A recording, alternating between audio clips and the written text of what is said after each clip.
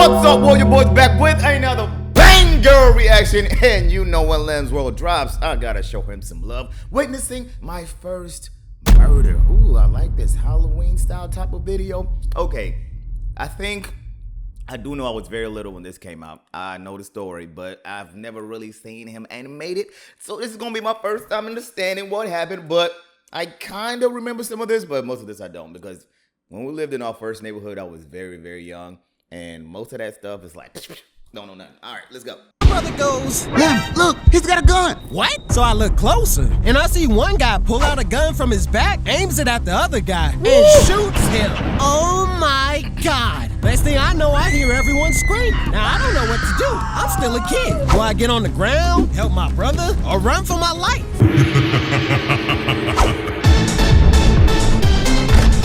Let's get it. Growing up, my parents couldn't afford much when we were little. See, my brother and I weren't born into a rich family. Matter of fact, we were broke. We were broke. Oh my goodness. Do I remember those days? Rice and beans every day, served sandwiches. Oh my God. Hey, man. Hey, Section 8, sometimes you got to do what you got to do. Dead broke. You ever tried syrup sandwiches? My brother and I would eat it for breakfast, lunch, and dinner. It was so bad, every time we drove by McDonald's, I'd be like, Mom, can we please have McDonald's? But my mom be like, You got McDonald's money? I hated being broke. Yo, my parents were so cheap. Like, we never, ever went to eat out. Like, barely. In a year, I can count how many times we'll go to eat out. And I'm talking about McDonald's eating out. I'm not talking like a real nice restaurant to eat out. We were always missing something. We had Kool-Aid, but no sugar, peanut butter, but no jelly, off-brand cereal, but no milk. We were so broke, homeless people felt bad for us. See, my parents worked multiple back-breaking minimum-paying jobs just to get by. It was so bad, sometimes we barely had money for Christmas presents. But through all the hard times, my father always said, Son, we're broke, but not poor. What's the difference, Dad? Broke is a temporary financial situation, but being poor is a state of mind and a way of life. See, my father came from real poverty. He didn't grow up with his father. His mother died when he was little. All he ever had was my mom and my brother and I. That's why he was raising us to understand that no matter how tough... Yeah, I've been thinking my stories are hard. If my dad ever did a story animation, it might crush YouTube. Like, his stories are so sad. You'd be like, God dang. Whew, thank God we didn't have to go through that. If life gets, there's always someone who would give the world to be in your position. See, even though we didn't have plenty of money, we had something even greater. We had food on the table, clothes on our back, a roof over our head, and most importantly, love. So much love that we barely noticed we were broke. But growing up in a low... Facts. That was the most important thing I think I've ever learned in my life. Yes, money can come and go. Yes, it's good to have things in life that make you happier. You know, a big house, plenty of cars, multiple, bank accounts. That's great. But love, that can go so far.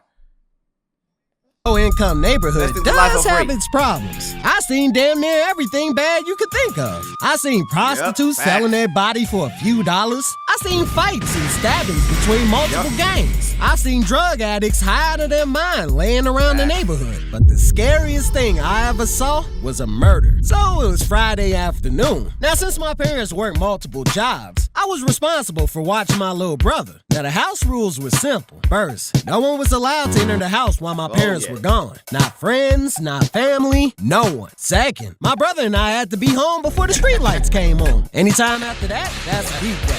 The third, no leaving the neighborhood. Now, the first two rules were simple, but the third, See, the neighborhood next to us You gotta remember, this is back in the day. When kids actually did come outside and play. I know today everyone is stuck inside with social media or online gaming or whatever else y'all doing inside. Kids used to go outside, and whenever your parents leave, they don't know where you are for the whole day. Remember, these are the days before cell phones. So you can't they can't get in touch with you.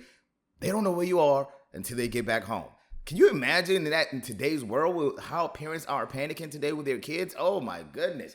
Like back then, you can get kidnapped and your parents will know until they come back home. At the best part, and that's where all the kids hung out. But at the same time, that's where all the crime happened. So before leaving, I got to my brother like, Yo, Tim, you want to go to the park? Really? But But aren't we gonna get in trouble? Nope, we'll be right back before Mom and Dad gets home. Okay, cool. So my brother and I get on our bikes, ride all the way to the opposite neighborhood, and start playing at the park. Now remember, we had to be at home right before the streetlights came on. But something about fun makes you lose track of time. See, without us noticing, it suddenly got dark, and my brother's like, Lem, I think we should be heading home. come on, Tim, just a little bit longer. Mom and Dad won't even be home for at least another hour. We still got time. So my brother and I continue playing at the park, but something about the dark makes the bad people come out. So we're playing, and from the corner of my eye, I see two guys arguing. What's going on over there? So I look closer, and I see one guy push the other guy on his chest. Check it out. They're about to fight. Now, fighting wasn't a big deal in my neighborhood. In fact, if you didn't fight, everyone would call you a punk. So I'm out of my business, right? I'm thinking, it's just another silly fight between two guys. But then my brother goes, Lem, look, he's got a gun. what? So I look closer, and I see one guy pull out a gun from his back, aims it at the other guy, and shoots him. Oh my God. Next thing I know, I hear everyone scream. Now, I don't know what to do. I'm still a kid. That's the thing, like, when I do my story time, there's some stories that are so dark, like, it's kind of hard to talk about it, like, when I lost. I don't even want to talk about it. Anyway, the point is, it's good to see stories like this. I don't see a lot of YouTubers doing this hard stories that, people don't like to talk about in their life. Losing someone, witnessing something that was very, very scary or traumatizing for them to talk about. These are the special stories I always love to hear, and I hope more YouTubers can start doing them.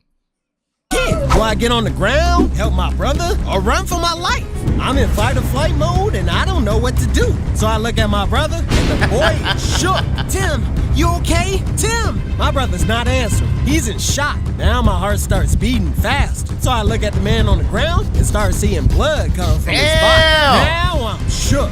I've never seen anything like this in my life. Oh my God, he's gonna die. Tim, come on, let's go. So we get on our bikes and start speeding for our lives. But the problem is, my brother's too little. He can't keep up with me. Come on, Tim, faster, faster. I'm trying. So we finally make it back to the house, get inside. We're scared for our lives. So I go, okay, Tim, don't tell Mom and Dad about what happened, okay? Okay. See, my mom and dad would kill me. Not only did I stay up past curfew, but I took my little brother all the way to the opposite neighborhood and put his life in danger. Everybody remember that as a kid. Like, first of all, the rules are very simple. Of course, you can't let anyone in the house from the neighborhood. Even if it's your grandparents, you got to make sure you call your parents at work and say there's someone at the door before you open that door. Because if you open that door and it's someone different that they said it's your grandparent and it's not, oh my goodness, you are more afraid of what your parents are going to do to you than that person at the door. So yeah, you can't tell your parents anything. But remember, I'm very young at this age. What am I at this time? 4 or something like that? It's ridiculous.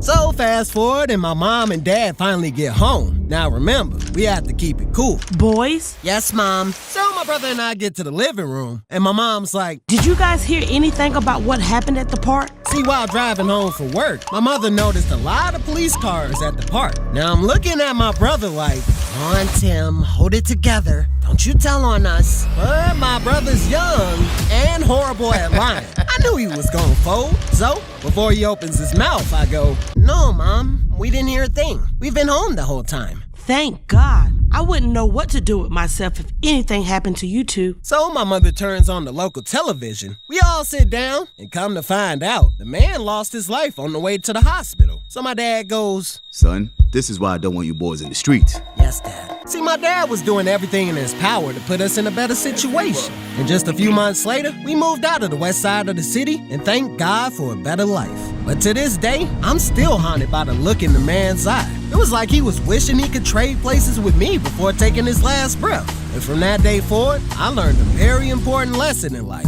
Always appreciate every breath you take. Thank those who help you and be the one who inspires others. But remember, make it a habit to enjoy life.